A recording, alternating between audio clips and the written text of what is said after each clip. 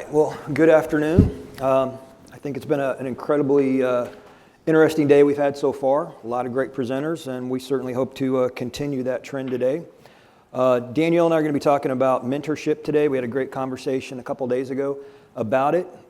She hasn't seen the questions yet, so she's going to be on the spot a little bit, but I think there was so much great information that she shared with me during the call on what really led to her coming up with this presentation, so I really look forward to continuing this conversation. So thanks again, Danielle, and I'm going to start off with, to you, what does mentorship mean? I know it means a lot of different things to people, but to you, what do you think of mentorship?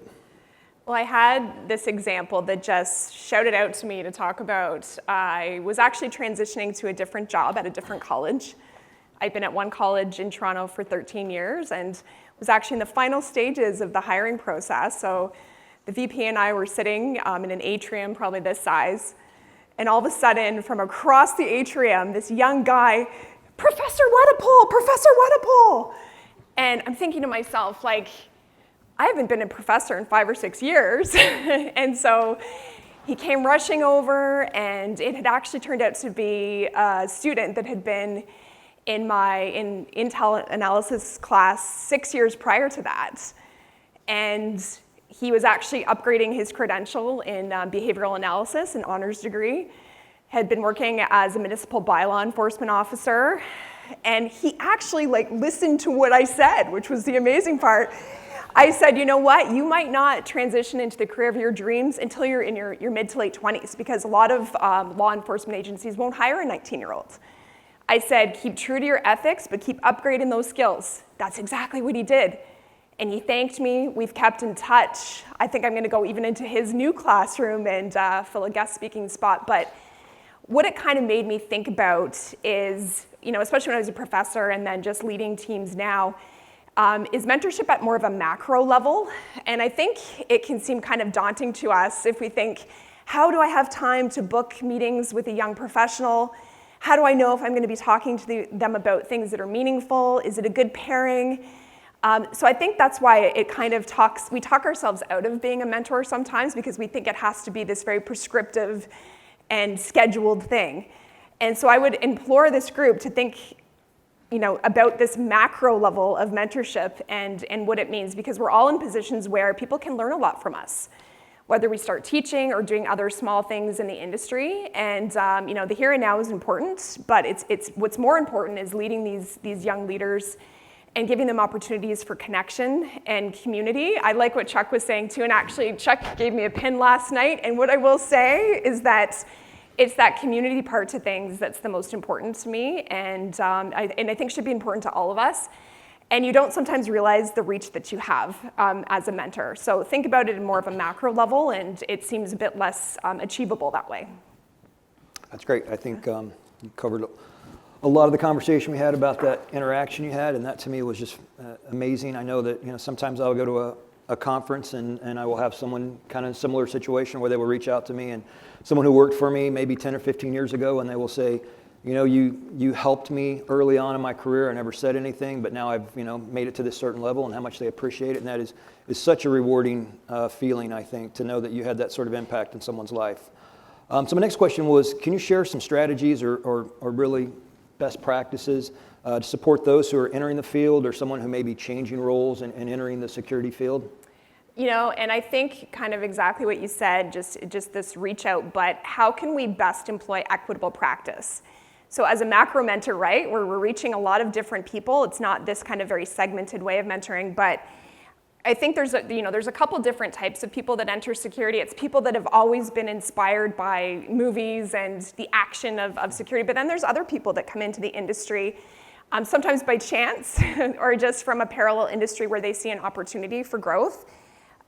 So I think overall, we really have to think of ourselves as lucky in the security industry that we get to have so many of those dynamic and diverse people around us, and maybe really thinking about how we can bring more people in from different sectors that we might not have once thought about. So I think one of the probably best ways we can start is really thinking about highlighting people's transferability in their skills. Young people in particular might not know how things relate to the field of security. I'll give you an example. I had a placement student one time who worked in a bingo hall. And here she was counting cash, reporting on anti-money laundering to government organization, taking reports if there was any incidents, everything from medicals. But she still didn't look at herself as someone who was working in public safety. And I said, you know what, like these skills make you a perfect candidate to really kind of think through some of those things, and in bringing out those things in her that she might not have realized herself. So I think as leaders, we really need to kind of think about other, cross sectors, other ways to bring people in, especially if we're having issues hiring. And do our job ads achieve what we want them to? It's very difficult for young people to obtain credentials. Often they don't have the funds to do that. So it does kind of cut them off from having the ability to check all the boxes on their resume compared to the job ad. And I think that's a huge detriment to us. And yes, maybe some of them will achieve credentials as they go. But our job ads typically in security aren't written very well, in my opinion, right? They're asking for the whole kitchen sink in there. And sometimes we're not critically thinking about how to attract the best diverse candidates that way. And is it really important for you to have certain credentials for someone to do this? And can we grow them as a leader in other ways? So I think overall, when I think about making things the most equitable for a larger span of people, it's about looking to other industry, kind of thinking about how to bring out that diversity. I also jotted down offering low cost or free learning opportunities. Even ourselves creating little seminars or little get-togethers for young people and giving them something they can put on their resume, right? It doesn't have to be a large conference like this, but it can be something where they've attended a potential opportunity. Maybe they even get a continuing professional education credit from it. So they can start really launching and building that toolbox, putting it on their resume so they have more opportunities to get hired. I would also say too that, and I will speak to this a bit more on a different panel, but I think we really do need to celebrate our specialists, right? Especially when it comes to like forensics, very detailed investigations. But I really want us all to commit to creating this next generation of generalists. And I'll say, right, as I'm in Chicago, I have two awesome members on my team. One is a threat intel analyst, and one is actually a security infrastructure specialist. And I'm away, but I know even if they need to get the IMT together for an EOC, they have enough general knowledge about emergency management on our team that they could do that without me there or without the emergency manager there. So it's really thinking about creating through micro credentials or other avenues where we can get some of these young people involved in many other aspects of safety. And I think about emergency management in particular, and as we're planning through that, the security implications of that, those boots on the ground people. So it's all well and good if you've got your emergency plans, but how are you actually enacting that on the ground? Same with cyber convergence. I know we all know that in the physical space, but it can be quite daunting for a physical security practitioner, especially a young one, to learn about cyber. And how can they get there? We don't have a lot of opportunities for that. So I think we need to create this next generation of a lot of generalists that can really, and you got to lean into your specialists as you need them, but they have to be able to take on the world's complex challenges and have that bird's eye view of risk that I think that's been kind of lacking before. So as I said, really thinking about ways to help them transfer some of the things they didn't even know were great skill sets that they had into the security realm. So thinking outside the box. It's interesting. I think you're right about the generalist. That's a very interesting concept. I know I work in healthcare security. We're very specialized, and we try to do a lot of things that solely relate to healthcare, but the cyber thing, I think, doesn't really just necessarily apply to young people. I cannot grasp the cyber side of security to save my life. I take classes, and it's very difficult for me as well. So I think you're definitely onto something. My other question is, let's discuss how we can best grow leaders and plan for succession. I know you touched on that a little bit, but can you go into greater detail? I think it's very important. I think historically we've been a little hesitant to advise young people in particular, or people on our own team, to seek opportunities for advancement outside of our organization. And this might not be appropriate as their manager, but sometimes you can tell that someone really does want to work across the sector or advance their career, and it just might not be an opportunity that's available to them in their current place. So I think it's really kind of thinking about trajectory of leaders and really encouraging them to apply for expansion opportunities, offering to give them a reference. One of my favorite things to do, and I know you and I talked about this the other day, is to help candidates prepare for interviews as well. And it's quite funny. So I used to teach students in a program called Police Foundation. So they were getting ready to do their applications to get into the line of policing, sometimes by law enforcement, border security, and things like that.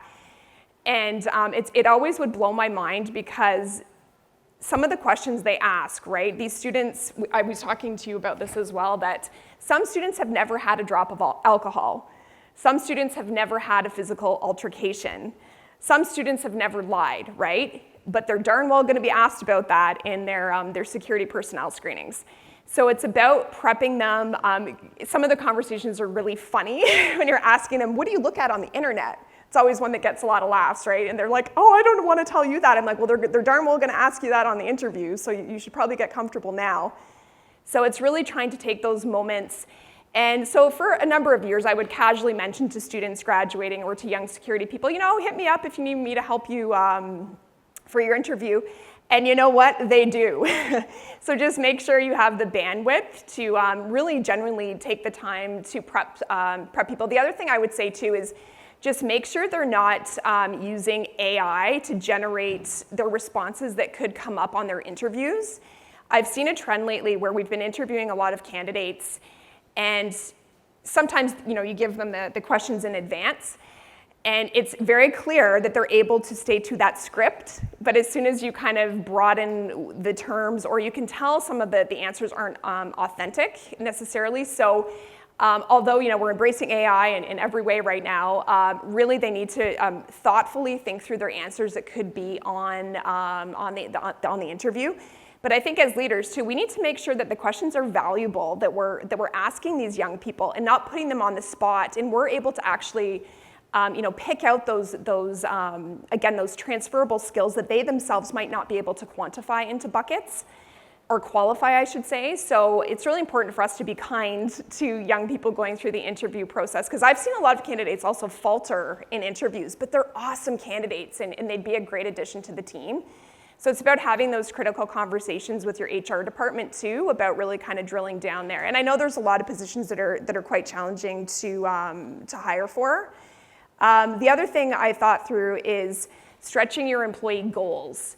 I know when I started on my new team, my team had never had any exposure to the RFP process, budgeting. As I said, sometimes there would be people working in a facet that really didn't know the fundamentals of emergency management. So it's about stretching their goals, helping them achieve more that way, and just wanting more for themselves in their professional development. The final thing I had on that part is be kind, but be direct. I've also seen a lot of young professionals sabotage themselves, right? So we see certain etiquette things that come up, whether it's email, where they've used a term that is either outdated or one that's not equitable anymore.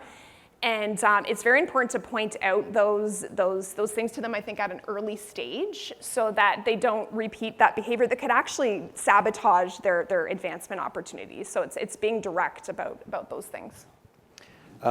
I really liked, during our conversation, some of the things you said around that, helping people expand their opportunities, even maybe not within your own organization. I think that's a great idea, and when you see those high potential people and you realize that they're kind of unable to advance any further, to help them grow. It also, I think, creates some growth opportunities when your organization allows people maybe to move up into those roles, and helping people find the right role, I think sometimes is something that's probably overlooked. We want to hold on to people and go, well, they're a good role player, they do a good job here, but if they have that potential, I think it's great that you're helping people. Yeah, you're right, because we can't take it personally. If they want to grow themselves, we can't hold them hostage, right? Yep. I 100% agree. Yeah. Do you have any advice? I know this is a very senior leadership type meeting here, but do you have any advice for perhaps young people that, as you talked about, we're all kind of mentoring people, maybe something that would help other people as they come into this industry, some of the advice you might have for them as well?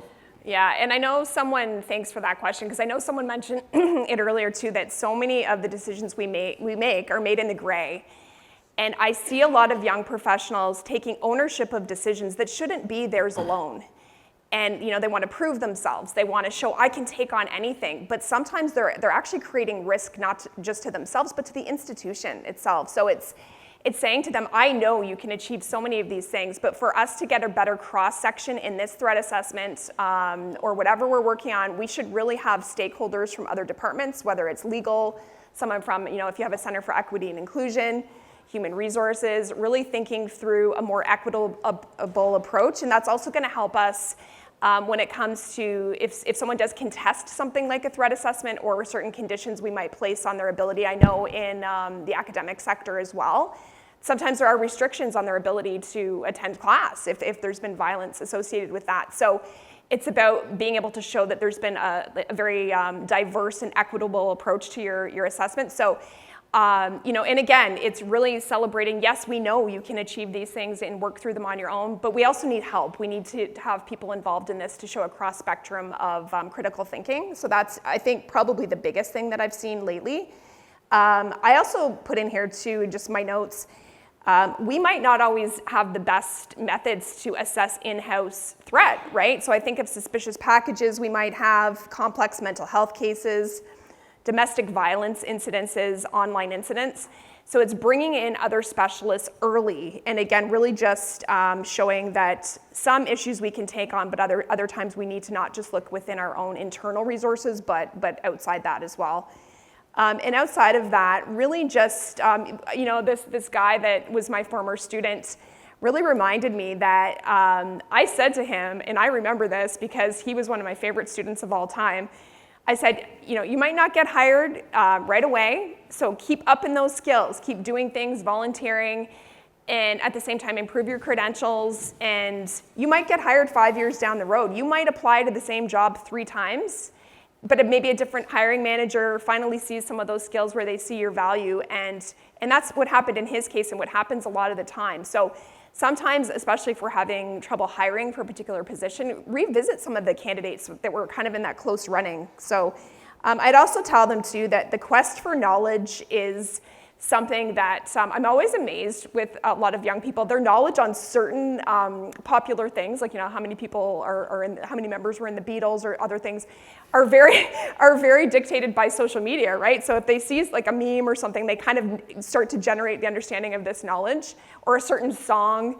There was actually a Beach Boys song on the other day, and my daughter said, I love that song. And I said, oh, honey, like that's from a long time ago. And she said, really? Because it was on this thing I just saw online. And so we can't punish young people for not having that gap in understanding with kind of like, the things that we all know about. But again, it's about imparting to them that you should have that quest for knowledge in your toolkit as well. So take care of yourself too, at a young age, especially entering the workforce.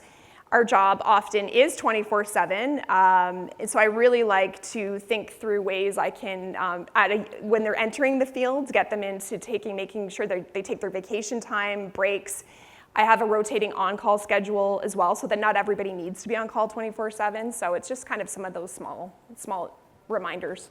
Okay, all great points. Yeah. I know we don't have a lot of time left, but I'm wondering, are there any other tactics that we can use to better support people? I mean, I love the macro mentor term that you came up with here, and so just any other things we could be doing? And I think the last panel really touched on things about being more approachable. I think it's important. One of the things that makes me the most upset is I'll be walking through one of our campuses, and there'll be a security guard. I can tell they want to talk to me, but they're worried about bothering me.